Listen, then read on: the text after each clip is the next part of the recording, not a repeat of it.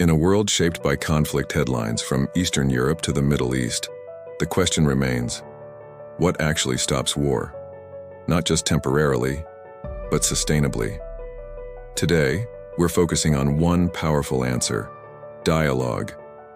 Dialogue isn't weakness, it's strategy. It's how enemies become negotiators and how crises become solutions. And we've seen this work through institutions like the European Union. What began as a continent devastated by war is now one of the strongest examples of economic cooperation replacing conflict.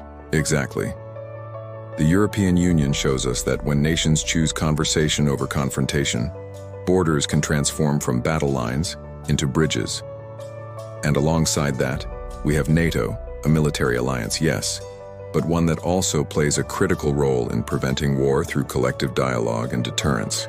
That's key. NATO isn't just about defense, it's about coordination, communication, and unity. When nations talk consistently, misunderstandings reduce, and escalation becomes less likely. But beyond politics and military alliances, there's another dimension we can't ignore: faith and moral leadership. Absolutely. Organizations like the United Nations often partner with religious bodies such as the World Council of Churches to promote reconciliation. Faith communities have a unique role. They speak not just to governments, but to hearts.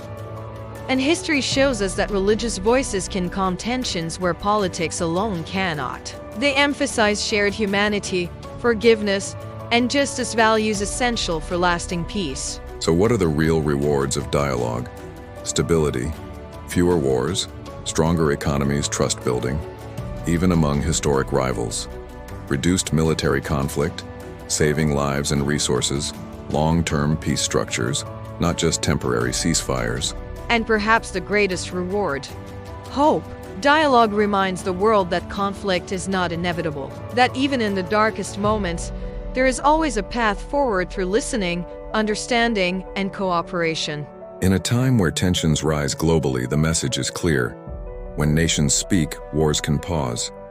When people listen, peace can grow. This is Global Peace Broadcast, reminding you that the future isn't written by conflict, but by conversation. Peace begins with dialogue.